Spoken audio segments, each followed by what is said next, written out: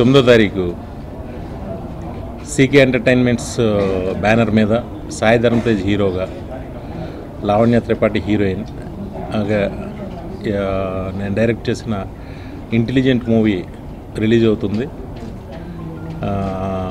Cinema నిన్నే copy చూసాం. చాలా చాలా ఆనందంగా, చాలా హ్యాపీగా ఫీల్ అయ్యాం అందరం.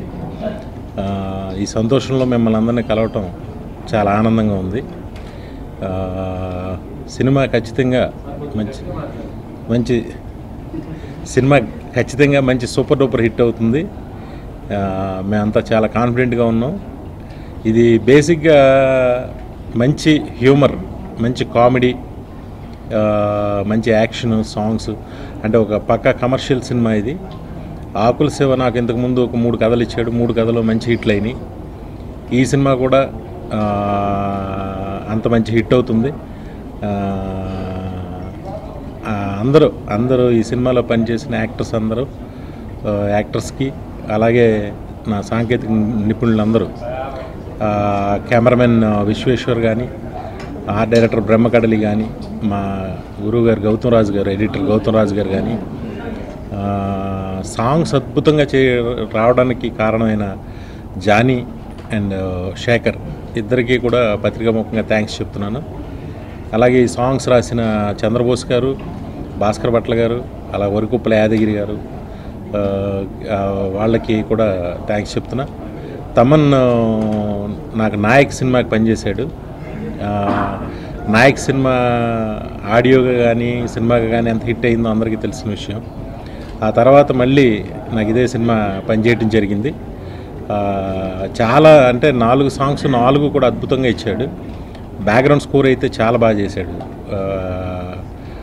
తమన్ నీకు కూడా పెద్ద థ్యాంక్స్. అలాగే ఈ సినిమాని ప్రొడక్షన్లో ప్రతిరోజు షూటింగ్లో, డే టు డే షూటింగ్లో ఏ అవంతరాలు లేకుండా చక్కగా నడిపించిన కళ్యాణ్ గారి తమ్ముడు సివి రావు గారు, పచ్చా నాగరాజు గారు, వీళ్ళందరికీ కూడా నా థ్యాంక్స్ చెప్తున్నా. ఇక కళ్యాణ్ గారు నన్ను, అంటే నేను ఆయన బ్రదర్స్లా ఉంటాం. చాలా బాగా నన్ను ఒక గాజు బొమ్మలా చూసుకున్నాడు ఈ సినిమాకి. జనరల్గా నేను అందరినీ బాగా చూసుకుంటాను, కానీ ఈ సినిమాకి తను నన్ను చాలా బాగా చూసుకున్నాడు. అన్కాంప్రమైజ్డ్గా సినిమా చాలా రిచ్గా, ఖర్చుకు వెనకాడకుండా చాలా బాగా ఖర్చు పెట్టి చేశాడు. సినిమా పెద్ద హిట్ అయ్యి సీకే ఎంటర్టైన్మెంట్స్ బ్యానర్లో మరొక మంచి హిట్ చిత్రంగా ఇది నిలుస్తుందని నమ్మకంగా, ఖచ్చితంగా చెప్పగలను. Thank you.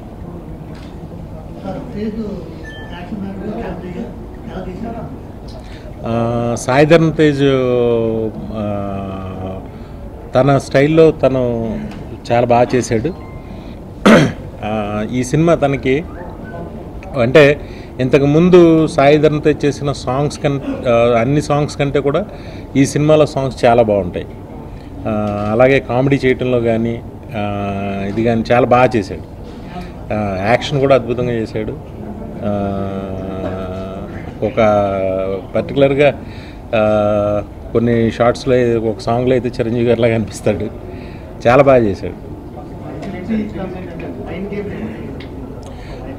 ఎస్, చిన్న ఇంటెలిజెంట్ అంటే చిన్న మైండ్ గేమ్ ఉంటుంది సినిమాలో. అది సినిమా చూస్తే అర్థం. అవునండి, డెఫినెట్గా ఉంటుంది.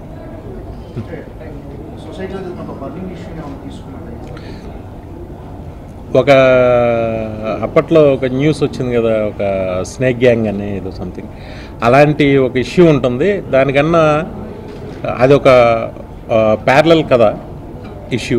దానికి ఎంటర్టైన్మెంట్ అది జోడించి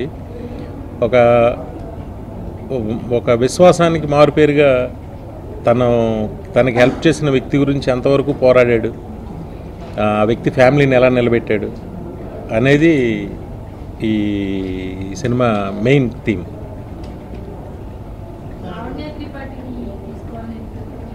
అంటే తేజుకి పెద్ద హీరోయిన్లు పెట్టే ఉద్దేశం లేదు. అలాగా అంటే మీన్ పెద్ద హీరోయిన్లు అంటే కాజల్ కానీ అలాగా అనుకోలేదు. తన ఏజ్ గ్రూప్కి మ్యాచ్ అయ్యేవాళ్ళు చూస్తే అందరితో చేస్తున్నాడు, ఈ అమ్మాయి అయితే ఇంకా చేయలేదు, కాంబినేషన్ ఫ్రెష్గా ఉంటుంది కదా అని పెట్టాం. ఏమండి, నాకు ఖైదీ 150లో 4 ఉన్నాయి సాంగ్స్. ఎక్కడా కూడా సెంటిమెంట్ అని కాదు, ఎక్కడ ఒక సాంగ్ ఎక్కువైనా జనం లేచి వెళ్ళటం అలాంటివి కాకుండా కరెక్ట్గా సిచ్యువేషన్స్ పర్ఫెక్ట్గా సెట్ అయిన చోట సాంగ్ పెడదామని అలా పెట్టాం. అది సినిమా పేజ్ మంచి స్పీడ్గా సినిమా వెళ్ళడానికి అది బాగుంటుంది అని ఉద్దేశంతో పెట్టాను.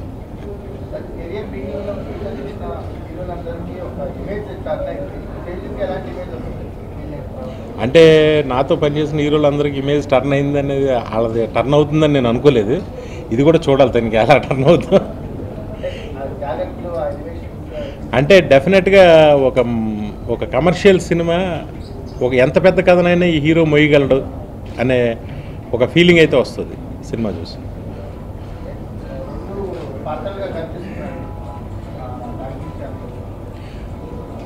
అంటే చాలా జాలీగా తిరిగే పాత్రకి ఒక పెయిన్ స్టార్ట్ అయితే అక్కడి నుంచి ఆ పెయిన్ ఎలా పెర్ఫామ్ చేశాడు, అక్కడ నుంచి ఆ బాధ్యతగా తీసుకుని అది ఎలా మూవ్ చేశాడు, అది ఎక్కడా కూడా ఆ ఎంటర్టైన్మెంటు కామెడీ మిగతా పాత్రలు చేస్తుంటే దాంట్లో ఎలాగ ఇతను మెర్జ్ అయ్యాడు అనేది అంతా కూడా చాలా బాగుంటుంది.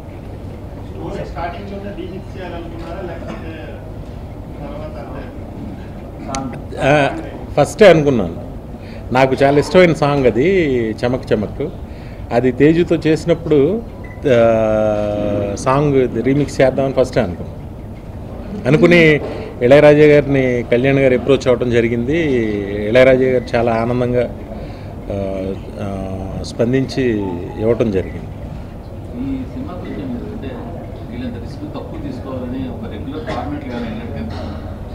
అంటే బేసిక్గా నా సినిమాలు రెగ్యులర్ ఫార్మాట్లోనే ఉంటాయి. ఏదైనా రిస్క్ అని కాదు, నాకు కథ విన్నప్పుడు ఇది బాగుంది, ఇది ఆడుద్ది అని అనిపించింది తీసి.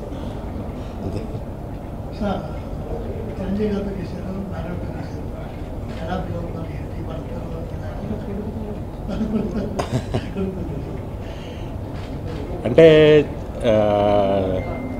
చిరంజీవి గారితో చేయటం అంటే ఆయన ఒక లెజెండరీ పర్సన్. ఒక టెన్షన్తో ఉంటాం, అందరం టోస్ మీద ఉంటాం, ఇది కొంచెం రిలాక్స్గా ఉంటాం అంతే. నాయక్ చరణ్ నాకు ఠాగూర్ చేసినప్పటి నుంచి కూడా చరణ్ చిన్న పిల్లడుగా నాకు ఎక్కువ అనుబంధం ఉంది కాబట్టి చరణ్ బేసిక్గానే చాలా సౌమ్యుడు, చాలా మంచి విలువలతో కూడిన మనిషి. ఎస్, బన్నీ కూడా అతను ఠాగూర్ చేసినప్పుడు చిన్న పిల్లడిగానే తెలుసు నాకు. వీళ్ళందరూ కూడా ఠాగూర్ చేసినప్పుడు సరదాగా సెట్కి వచ్చినప్పుడు అందరూ చిన్నపిల్లలుగా ఉండేవారు. నేనంటే ఏదో అన్నయ్య అంటూ ఒక ఎఫెక్షనేటెడ్గా కలిసి వర్క్ చేసాం అన్ని సినిమాలు కూడా.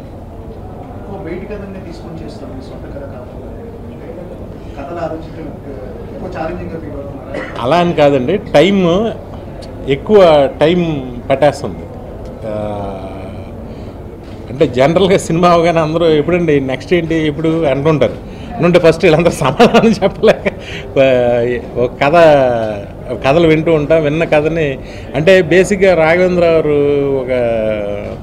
కలిసినప్పుడు ఎప్పుడో సరదాగా ఆయనతో నాకు మంచి ఇంటరాక్షన్ ఉంది. ఆయన చెప్పారు, బయట కథలు కూడా తీస్తూ ఉండాలి మనం, లేకపోతే మనదే వస్తూ ఉంటుంది. మనకి ఒక బయట కథలు చేసినప్పుడు ఇంకొక యాంగిల్స్ ఓపెన్ అవుతూ ఉంటాయి. ఇప్పుడు సపోజ్ నేను బయట కథలు చేయకపోతే ఒక ఫ్యాక్షన్ డైరెక్టర్గానే నన్ను చూసేవాడు. ఆ తర్వాత నేను ఎప్పుడైతే ఒక కృష్ణ చేశాను, అదుర్స్ చేశాను, ఒక ఎంటర్టైన్మెంట్ యాంగిల్, ఇలా రకరకాల యాంగిల్స్ బయటికి రావడం జరిగింది. అది ఏంటంటే బికాజ్ ఆఫ్ నా రైటర్స్ వల్ల జరిగింది. అది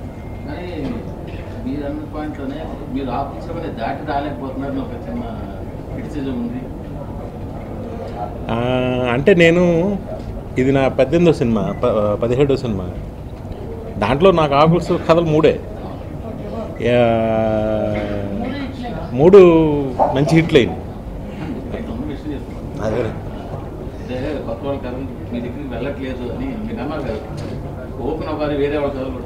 వింటూ ఉంటామండి. అంటే అవి మనకి సూట్ అవ్వ, ఒకసారి బాగుండవు, వాళ్ళు అనుకుంటారు ఆ కథ చాలా బాగుందని అనుకుంటారు, కానీ అదేమో వర్కౌట్ అవ్వదు అనిపిస్తుంది నాకు. సార్ చాలా మంది డైరెక్టర్లు వేరే సినిమాలు లేపేస్తున్నారు కాదు, సినిమాలన్నీ కూడా ఎక్కడో కాపీ వేరే సినిమాలు హాలీవుడ్ లేదా ఫ్రెంచ్ లాటిన్ ఇట్లా. అసలు యాక్చువల్ తెలుగులో సినిమా కదా రావట్లేదండి. ఏ తెలుగులో వచ్చింది కదే కదా. అంటే ఇవి ఇప్పుడు చాలా సినిమాలు ఏంటంటే హాలీవుడ్ లేదా ఫ్రెంచ్ సినిమాను అట్లా కాపీ చేస్తున్నారు. ఈవెన్ చాలా పెద్ద డైరెక్టర్లు కూడా అదే చేస్తారు. సోషల్ మీడియా వచ్చింది కదా, మీరు ఒక సీన్ చూడంగానే ఈ సీన్ పలానా సినిమా కాపీ అని వాళ్ళు ఇమీడియట్గా పెట్టేస్తున్నారు. అంటే తెలుగులో మనకి ఒక సమాజం నుండి కానీ లేదా ఇంకొక మనిషి నుండి కానీ అది సినిమా కథలు రావట్లేదా? అంటే ఇన్స్టెంట్గా కావాలని అటు వెళ్ళిపోతున్నారు. అలా అని కాదండి, ఫస్ట్ నుంచి ఇది వేళ వచ్చిందేం కాదండి. ఫస్ట్ సినిమా స్టార్ట్ అయిన దగ్గర నుంచి కూడా అప్పట్లో సోషల్ మీడియా లేదు, ఎవరికి తెలియదు తప్ప అప్పటి నుంచి ఒక ఇన్స్పైర్ అయ్యి చేయటమో లేకపోతే కాపీ చేయటం అనేది ఉంది. అదేంటంటే ఈవేళ తెలిసిపోతుంది కాబట్టి మాట్లాడుతున్నారు. అంటే అప్పుడు చెప్పేవారంటే ఎవరు చెప్పలే, ఎవరు ఎప్పుడు ఏం చెప్పలే.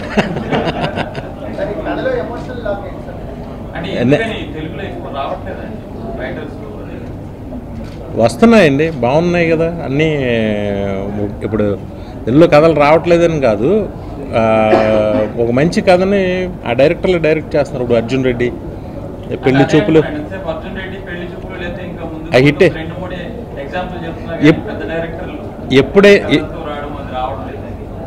ఎప్పుడు అది ఎప్పుడు ఉందండి, కామెంట్ అనేది ఎప్పుడు ఉంటుంది సినిమాకి.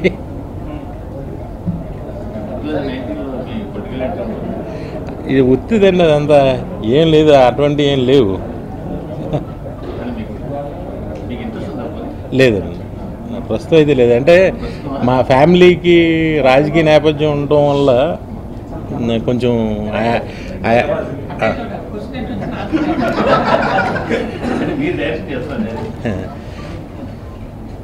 అలాంటిది ఏం లేదండి. కొడాలి నాని గారు ఎప్పుడో సరదాగా ఓ ప్రెస్ మీట్లో ఆయన అన్న దాన్ని అది అలా చిలవలు పలవలుగా వచ్చింది తప్ప నేను ఎవరిని అప్రోచ్ అవ్వలేదు, నన్ను ఎవరు అప్రోచ్ అవ్వలేదు.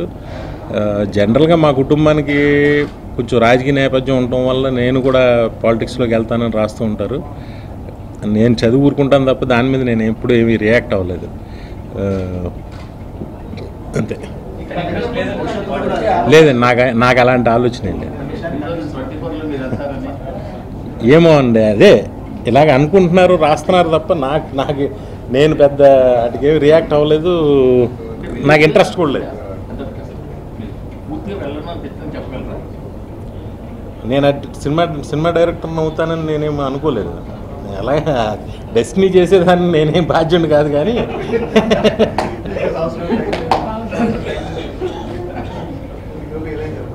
సార్ కొత్త వాళ్ళతోనండి.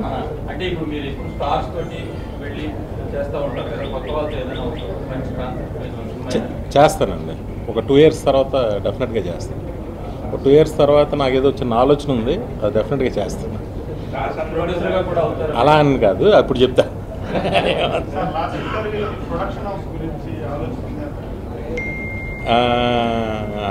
ఒక 2 years తర్వాత ఆలోచిస్తా.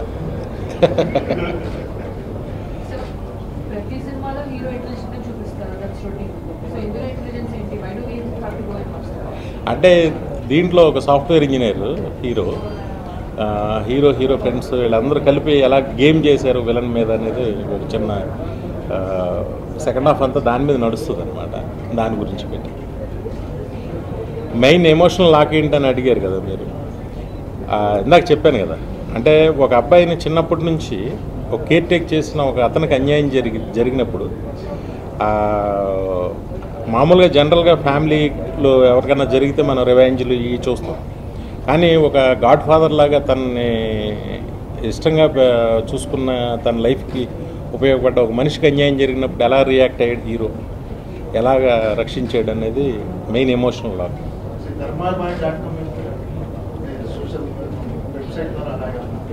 అది సినిమా చూడ మా అభిప్రాయాలు కూడా పెట్టచ్చు.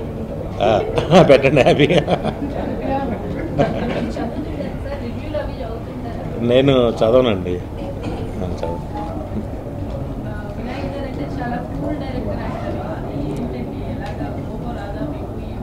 ఎందుకు రాదండి, వస్తుంది దాచుకుంటా.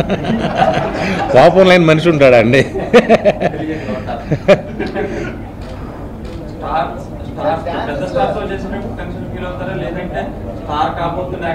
అలానే ఏం కాదు, నాకు సినిమా అంటేనే టెన్షన్. ఎప్పుడు సినిమా నాకు కాదు, ఎవరికైనా టెన్షనే. సినిమా అనేదే టెన్షన్.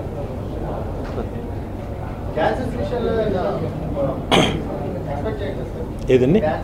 అదిరిపోతాయి డాన్స్లు. అంటే ఇందాక చెప్పాను కదండి, జానీ శేఖర్ మంచి రిహార్సల్ చేసి ఒక సాంగ్ని ఫస్టే షూట్ చేసి, అంటే ఇలా ఒక హాల్లో మొత్తం సాంగ్ ఫుల్ షూట్ చేసి బాగున్న పీసులన్నీ ఎడిట్ చేసుకుని ఓకే ఇప్పుడు ఇది తీద్దామని చెప్పి తీసాం. 100% కమర్షియల్ ప్యాకేజ్. అది అనుకోకుండా వచ్చిన విషయం. 2 సినిమాలు బాగుంటాయి, 2 సినిమాలు ఆడతాయి. సార్ మీరే కొన్ని సినిమాలు చూసి ఇది వినాయక్ చేసినట్లేదు ఈ సినిమా డైరెక్షన్ రాస్తూ ఉంటారు, మీరు ఎట్లా ఫీల్ అవుతారు సార్? నాయా, అందుకే నేను చదవను.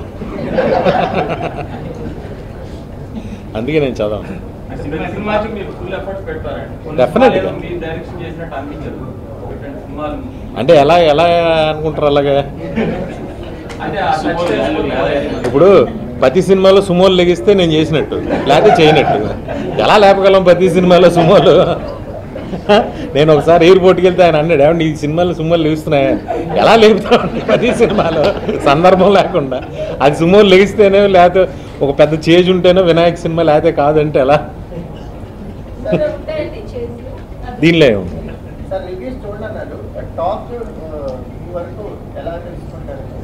ఎవరికైనా వాళ్ళ ఫోన్ చెప్పుద్ది.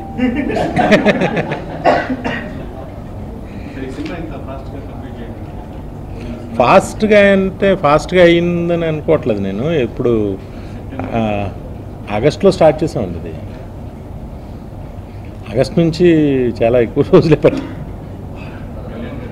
చాలా మంది యాక్టర్లు వాళ్ళకి మధ్యలో తెలిసిపోతుంది అంటారు, సినిమా ఆడుతుంది ఆడదు, కానీ మనం స్టార్ట్ చేసినాక అది కంప్లీట్ చేయాలి కాబట్టి చేసేస్తాము అని అంటుంటారు. చాలా మంది అలా చెప్పారు. మీకు డైరెక్టర్గా మీకు కూడా అట్లా ఏమైనా ఉంటుందా, అనిపిస్తుందా? అలాగే ఉండదండి. మేము వన్స్ దిగిన తర్వాత మాకు రోజు నెక్స్ట్ డే సీన్ గురించి దాని గురించి దాంట్లోనే ఆ లొకేషన్స్ ఇది వాటిల్లోనే ఆ టెన్షన్లోనే ఉంటాం తప్ప ఇది ఆడదు అని మాత్రం నాకు తెలిసి ఎవడు ఈ భూమి మీద ఇంకో ఎవరు అనుకోరు. చాలా మంది చెప్పారండి ఇంటర్వ్యూలో, అంటే వాళ్ళు చాలా భ్రమలై ఉంటారు. వాళ్ళు అంటే వన్స్ అది 70% అట్లా కంప్లీట్ అయినాక సినిమా ఆగిపోతే మధ్యలో ప్రాబ్లమ్ అని కంప్లీట్ చేస్తాం మేము, కానీ మాకు ఇన్సిడెంట్స్ తెలిసిపోతుంది. చాలా గొప్పవాళ్ళు, చాలా గొప్పవాళ్ళు. అంటే రాఘేంద్ర లాంటి వాడికి కథ చెప్తే ఇది ఆడదేమోనండి అని అంటాడు. నాకు ఇంకా తెలియలేదురా ఏ సినిమా ఆడుతుందో ఏదో ఆడదో, నీకు బాగా తెలిసిపోతుంది అన్నాడు. అలాగా వాళ్ళు బ్రహ్మలు అయి ఉంటారు.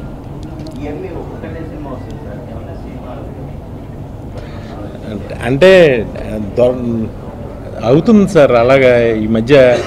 అది ఇది కారణం అని అనలేం, కానీ మనకి కథకి హీరో సెట్ అవ్వకో, లేకపోతే మంచి కథ సెట్ అవ్వకో, ఏదో రకంగా డ్రాగ్ అయితే అవుద్ది కూడా.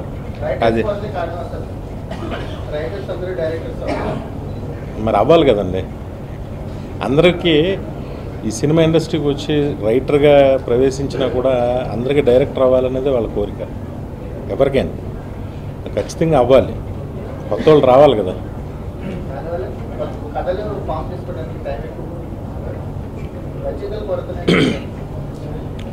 అది ఇది అని నేను కరెక్ట్గా చెప్పలేను, కానీ మంచి టాలెంట్ ఉన్న వాళ్ళకేమో అవకాశాలు రావట్లేదు, అవకాశాలు వచ్చిన వాళ్ళకేమో మంచి కథలు దొరకట్లేదు.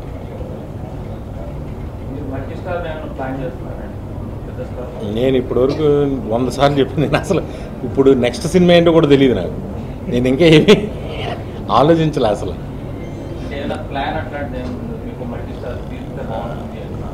యాక్సిడెంటల్గా జరిగితే ఏం తెలియదు.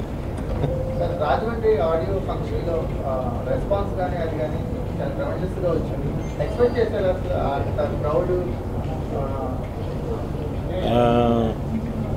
నిజంగానే మేము బాగుంటుందని ఎక్స్పెక్ట్ చేయడం వల్ల ఇక్కడ పెట్టాము. బాగుంటుందని అనుకున్నాం, కానీ మేము అనుకున్న దానికన్నా కూడా చాలా బాగా వచ్చింది. మంచి రెస్పాన్స్ వచ్చింది. డెఫినెట్గా నేను అనుకున్న 10-15 వేల మంది 20 వేల మంది వస్తారేమో అని అనుకున్నా. ఒక 20 వేల మంది వరకు ఏర్పాట్లు కూడా అలాగే చేశారు. ఒక 20,000 పీపుల్కి ఈ వాటర్ బాటిల్స్ కానీ ఇవన్నీ.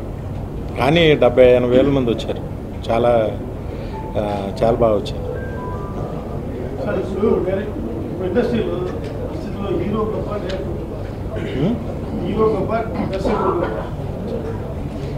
ఫస్ట్ అందరికన్నా సినిమా గొప్పది.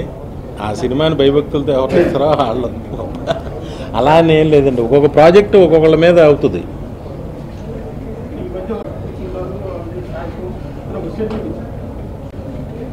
దానికి నా దగ్గర ఏం సమాధానం లేదు.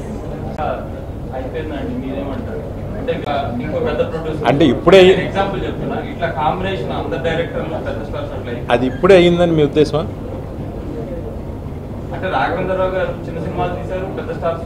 ఎప్పటి నుంచో ఉంది కదండి అది. ఇప్పుడు కృష్ణ గారు సోహన్ బాబు గారు కలిస్తే కాంబినేషన్ బాగుంటుంది. ఇప్పుడు వాళ్ళిద్దరిని డైరెక్ట్ చేయడానికి పలానా డైరెక్టర్ అయితే బాగుంటుంది. ఈ కాంబినేషన్స్ అనేవి ఇవాళ, ఎందుకంటే ఇది వ్యాపార రంగం, డబ్బులు పెడుతూ ఉంటారు. డబ్బులు పెట్టినప్పుడు ప్రతి వాళ్ళు ఆ డబ్బుల కోసం ప్రతి వాళ్ళు ఆ కాంబినేషన్స్, బిజినెస్ హైపు ఇవన్నీ ఆలోచించే కదండి పెడతారు.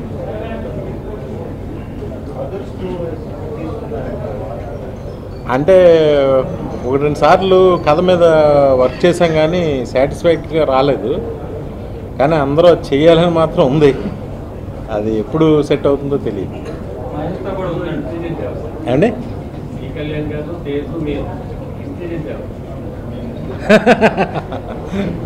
సినిమాలో హీరో ఇంటెలిజెంట్ అంతే. మేము అందరం మామూలుగా అయితే కళ్యాణ్ గారు.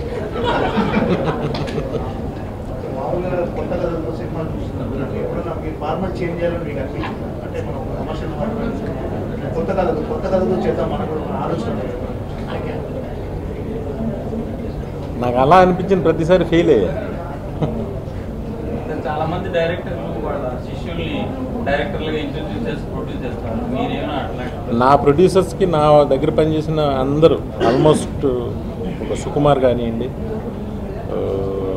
శ్రీకాంత్ అడ్డాల కానివ్వండి, మన లక్ష్యం వాసు కానివ్వండి, వీళ్ళందరూ కూడా నా ప్రొడ్యూసర్స్కి నేను ఇంట్రడ్యూస్ చేసి నా ప్రొడ్యూసర్స్కి సినిమాలు చేయాలని చేయించాను.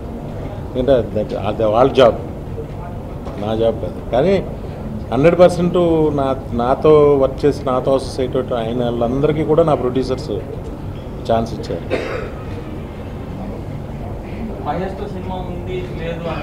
బిఏ రాజు గారు కరెక్ట్గా చెప్తారు.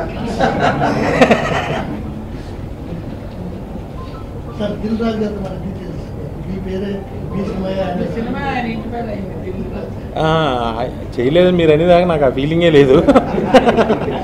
ఎందుకంటే దిల్ రాజు ప్రొడక్షన్ హౌస్లో వచ్చిన డైరెక్టర్స్ అందరూ ఆల్మోస్ట్ నాలాగే నాకు బాగా కావాల్సిన కుర్రోళ్ళు అందరూ. కాబట్టి ఇప్పుడు ఆ కంపెనీతో అసోసియేట్ అయి ఉండడం, ఎప్పుడు ఎన్ని ఫంక్షన్స్కి ఉండడం ఏంటో నాకు ఎప్పుడు, నేనేదో ఆ బ్యానర్కి దూరంగా అయ్యాననే ఫీలింగ్ నాకేం లేదు. అది ఎప్పుడు మన బ్యానరే. ఓకేనా?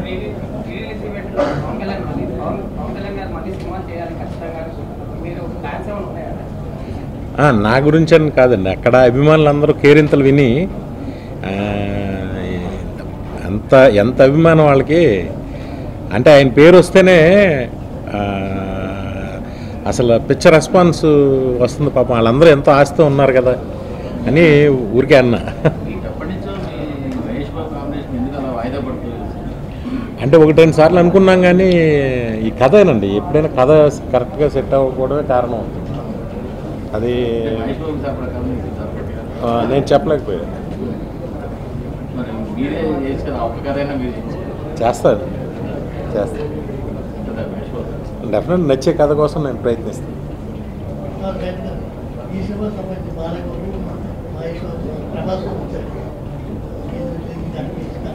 నిజంగా ఈ టీజర్ని రిలీజ్ చేసిన బాలకృష్ణ గారికి, ఆడియోని రిలీజ్ చేసిన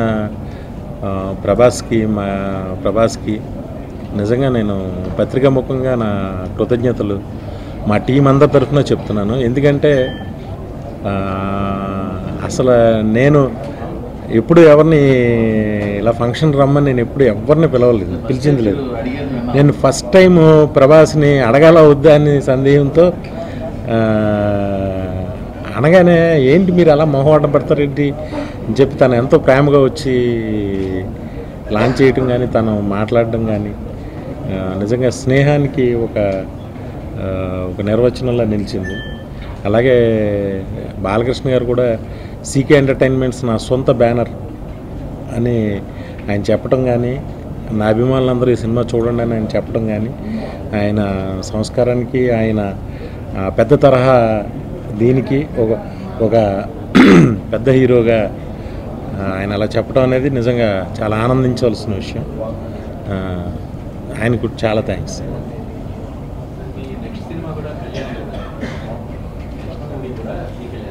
లేదండి, ఇంకా ఏం లేదు, ఏమనుకోలేదు, ఏమో ఉండే ఏం జరుగుతుందో